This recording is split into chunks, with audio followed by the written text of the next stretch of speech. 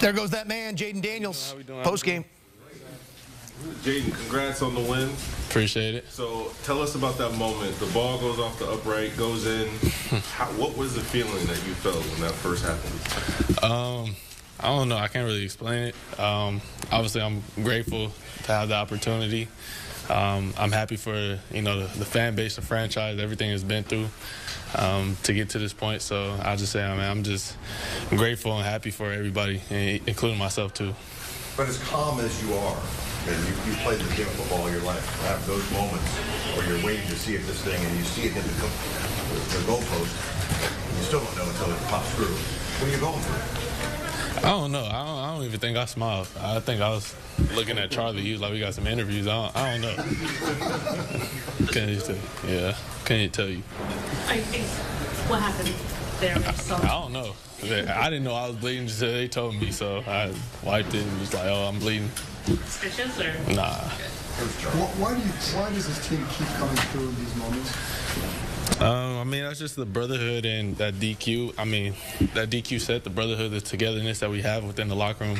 Obviously, the people that have been around us, been in the locker room, you can see how close we are off the field. And we're always hanging around each other. Everybody gets along with each other. So I think those moments, when times get tough, we fall back on those type of moments.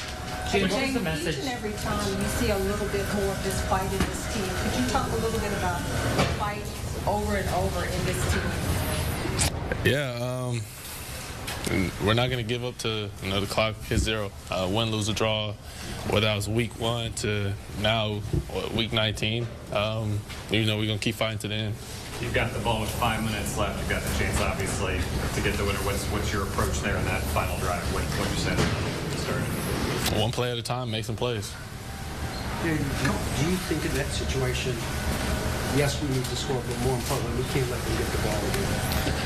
Selfishly, I wanted to score, but that's why I don't coach. Just go out there and play, DQ and then make those decisions. But obviously, you got to be smart. We don't want to give them the opportunity to go out there and, you never know what happens in this game.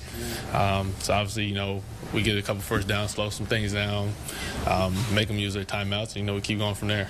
What did you see on the touchdown pass to Terry after Bobby recovered from it? What did you see on that play? Yeah, I mean, everybody was pushed. Essentially, it was 4 over 3 to our receivers. Terry, it wasn't necessarily one-on-one, but, you had a corner outside leverage. You got the safety inside leverage to take away anything. So I was able to check some, and, Terry made the play. Coming out of the 2-minute warning, you went over and talked to Marcus and Zach. What was the message there? I don't even remember. Probably that wasn't even nothing like a message like, hey, just be smart, tell the guys to be smart, stuff like that. I don't know. I kind of blacked out. When you get into these final drives, do you just not hear anything? You just kind of get in the zone? Like, what do you? Yeah. I think you just kind of find that zone, and you don't hear. You just focus on your fundamentals, and you focus on playing to play out. You said coming into this game that, you were here week 1, but it's a completely different deal. That said, when you were out there, did it feel surreal on some level? This is the place you were a few months ago, and now you're here and really things are going? Not at all. I think this place will have a special meaning to me. Obviously, my first career start, first career playoff win. So that's be memories, but it wasn't anything different. I was just really focused on doing my job and how can I help the guys win. Jay, what was the play on 3rd and 2? How did you see that play unfold? The last one? Yeah. Cliff called my number, and I was like, well, essentially before I told him, like, hey, you can put the ball in my hands. So he called my number, made can't see miss, and, the O-line did a great job of blocking. Jay, how does it affect how you approach the game in the running game if the backs are having a hard time getting going? It don't affect anything. We just go out there and we work off each other. Some days the pass game might not work and the run game's picking it up. Might be vice versa, but we don't really focus on that. We leave that to the outside nose. We focus on what we can control. How often do you tell him to put the ball in your hand? Not often. I guess you could say like what's understood doesn't need to be explained. But I know Cliff has the utmost confidence in me. I know the team does. I know I have the utmost confidence in him and the guys that go out there and make plays. But, that's why distribute the ball out to the guys, and they go out there and make plays. Like Diami made some huge plays. Obviously Terry, you got OZ, Eckler. So, we got guys around that can make a lot of plays. You have said this is a long season. What you've been through, college, the draft, everything else. At what point did you get re-energized in the season? After we beat Tennessee and had that bye week, and obviously it was a late bye, but we knew at the end of the day it was going to benefit us to make this push. So one game at a time, we'll see where it takes us. So how does it feel? I mean, this is your first playoff game, your first playoff win. Does it feel real yet? Nah, not at all. I don't know. It probably won't hit me until whenever this rookie campaign ends. I'm kind of in that mode. It's like, hey, one game at a time. Now we're focusing on Detroit. We got a short week, so we got to get our bodies back right to move forward for Saturday night. Jayden, you guys have been so good on fourth down all year. What is the mindset like to be as confident as you are when you go for it like that? Obviously, they're confident us to get the first down, so I'm confident the guys to go out there, block, make plays. And coming back here 18 weeks ago, they beat us, man, and it wasn't even as close as the score indicated. And so for us to show the improvement that we've made in that time was significant for us. This is a really good team in Tampa, and we knew it would go down all the way to the wire. We had talked about overtime. We had talked about all the winning time moments all week. At the end, like for us to be in the turnover margin, the plus, that's big for us. When we can get that thing into that space, we're good. I was certainly pleased defensively, much improved in the first half. This is a good running team, good screen game, and I thought early in the week, you may have heard me say complementary football is what we would need here. And I thought the best indicator of that was the long drive in the second quarter. It might have been 16 or 17 plays going back, getting a punt, and then the 4-minute at the end to get a stop and then have a chance to, with 4.5 minutes or so to go. But yeah, we really expected a tough fight tonight, and that's exactly what we did. We really expected it to go down all the way to the end, and it did. Just about your mindset on fourth down. You've had success all year long, but to be as aggressive and as successful as you were on fourth down. Yeah, it's twofold. One, it is something that we do. We practice a lot. We're, something that is part of our game. A lot of it has to do with number 5. And sometimes he can make a play that takes place that was not the huddle call by using his legs and doing that. Today, early on, we got stopped, I believe, on our first one. I'm not certain of that, but I wasn't going to stop us into that spot. We were going to be bold but not reckless. And I think that's who we are, the whole season. But when you do get stopped early, you just have to stay the course, knowing that, hey, keep your chin tucked and keep swinging, knowing that this is going to be a game that's going to go all the way down to the end. Coach, I asked you last week about these close games and you not wanting to be in those kind of environments, but how did that prepare you for this moment, tied game, 4 minutes left, the poise of the team? So talk about those moments during the season that yes. up to tonight. As a coach, you practice it a lot. Honestly, we do. But it is different in the games. And so being in a lot of those close games and not winning them all, there's a lot of lessons to take off of those. There's been a lot of Tell the Truth Mondays that we went down to the end. We talked about why it went right or why it didn't. And in that space, collectively, you can feel the belief from the team on the sideline. This is a really connected team. They believe in one another. And you have to have connection to also have belief. I think they kind of go hand in hand. And like I said, early on, we didn't know who we were. We didn't know who we were. That's not a fair thing to say. Early on, we hadn't had an identity yet. And we didn't have the belief in one another yet, meaning the opening game. And so it took a lot of work to get into that space, and this team has now bonded and connected. And in these winning time moments, they have a lot of faith. And you've been around football a long time, and I know that you see a lot of different things, but for this team to continually win late, last play game, over and over and over again, what's different about this group compared to other teams you've been around? Maybe it's the volume, David, of close games that you've been in. When you I've been on some teams that were exceptional, but they were maybe not in a lot of close ones. And so when that becomes the norm, I think you live in that moment more often. And I think that is probably what's taking place with the group. They have a lot of belief in one another. Jayden certainly is a big factor in that. I think if he had his heart rate monitor on and mine, they would not be the same in the game. And his stays pretty consistently good. And sometimes I'm like the duck. If you just saw the feet going under the water, it's good. But he really is into that space, exceptional. And the other guy, we do work at a lot. I thought Cliff and the guys had a good game plan. We knew we'd have to be bold in the game, but not reckless. And so we missed our early 4th down, but that wasn't going to stop us in other ones. And I thought a lot of different guys stepped up tonight, which was good, which is indicative of our team. But the complementary football was what we needed to win this game. They've been able to control the time of possession almost in a Philadelphia-like way, and certainly over the last 5 or 6 weeks. And we just said, that can't happen. We've got to be bold enough to continue some drives. And I thought in the second quarter, that was our best example of complementary football, where the defense wasn't gassed. They were able to sustain and play a better first half. And I think it went back and forth on that. Talking about guys. A lot to be happy about if you're that man and that team.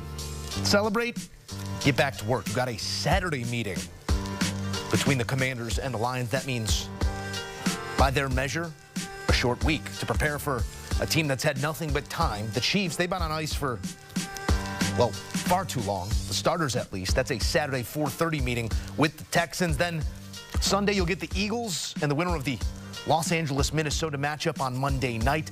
Bills and Ravens, rounding out divisional weekend on CBS. So pleased to have you along. This should be a good one. We're set, and off we go here on EA Sports. On the return, here comes Cordero Patterson. And they'll bring him down just shy of the 30-yard line.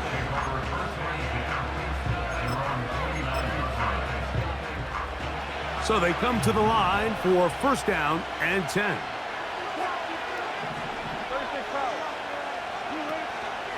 Now a first carry for the Alabama product, Najee Harris. And he's going to be brought down up past the 45.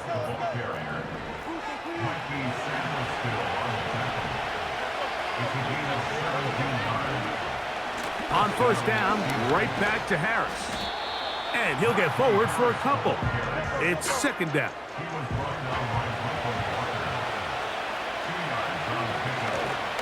They'll give it to Harris again. And they're going to work this down inside the 45.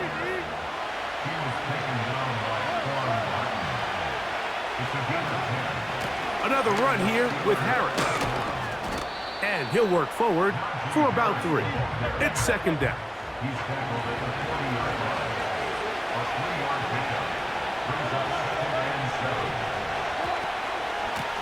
They're going to run out of the gun, and here's Harris. He'll pop this ahead for about 4, but it will set up 3rd down.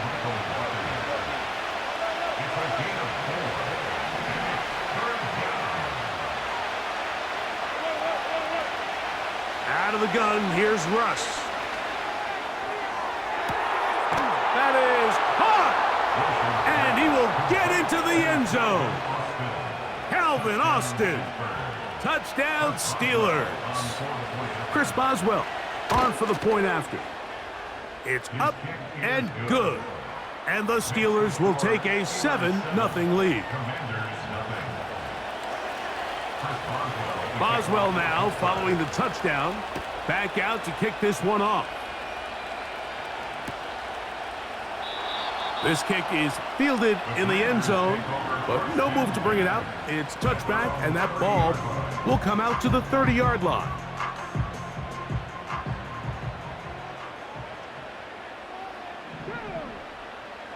Right to the air goes Daniels. They try to set up the screen, but this one doomed from the start. It's incomplete. They'll try again here, 2nd and 10.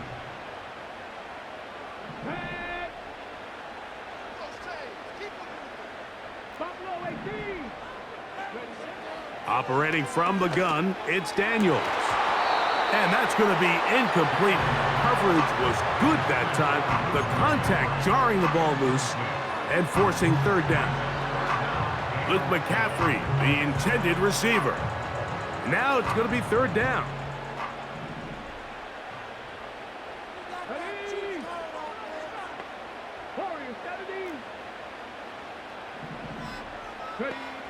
From the shotgun on third down, Daniels. 15-yard pickup there. First down, Washington. And this is what you can do when you have one of the best receivers in the game. You understand that even if the coverage is not perfect for the play call, sometimes it's just as simple as my guy is better than your guy, and we're going to just keep giving him a chance.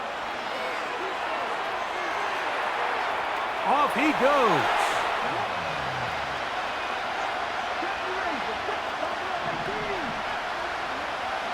Now on third and forever, he'll look to throw. Slings this deep from McLaurin. And he bats it away, and it falls down incomplete. Trying to get something positive to happen here before the break, and they sure need it. They went for the big one, but it winds up incomplete.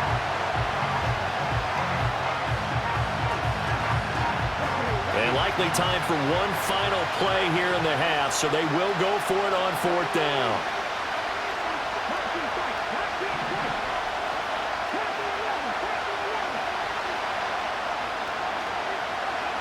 A final shot before break. Daniels slings this deep from McLaurin. And got his man complete. He's to the 15.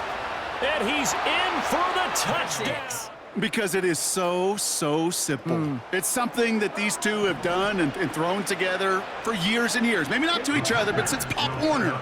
They've been running the go route. Just run right by him, and if you're even, you're leaving, and I'm going to drop it right over the top. Now to throw. And the conversion is no good as that pass falls incomplete. Going to be a little armchair quarterback after that call. Looked like the defense knew exactly what was coming. Well, time making this all but impossible, but they're going to try for the onside kick here anyway. And this is going to be covered up by the Commanders. That should just about lock up the win.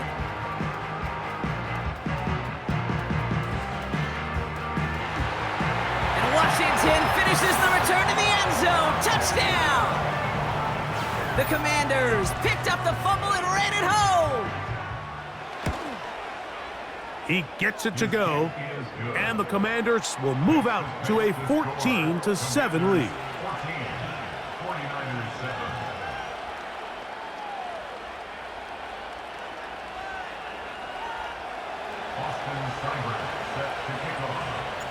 Seibert now following the touchdown. He's out to kick it away. And we'll see a return here from his own end zone. Not much on the return. They'll stop him at the 17.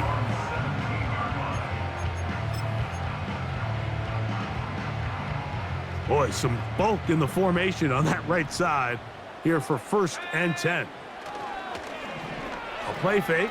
Now it's I fumbled the football. And the defense has it.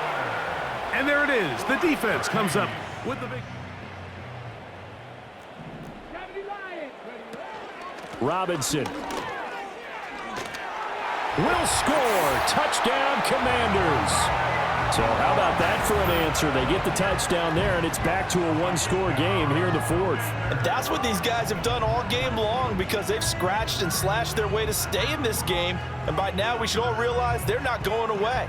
Now the pressure again swings to their defense because they're going to need to find some way to get the ball back. All right, now a big two-point conversion attempt still to come. Daniels going to try and throw for it. And it's intercepted at the goal line. Oh, no, he lost the football. And he will get into the end zone, and a two-point conversion will cut this down to a 6-point game. Here's Eckler. And he's brought down for a loss. The Commanders in the hurry-up. They're hustling for the line.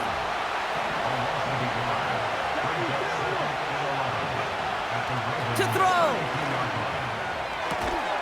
That's complete. Here's Brown. And they bring him down. Looks like he got it to the 27.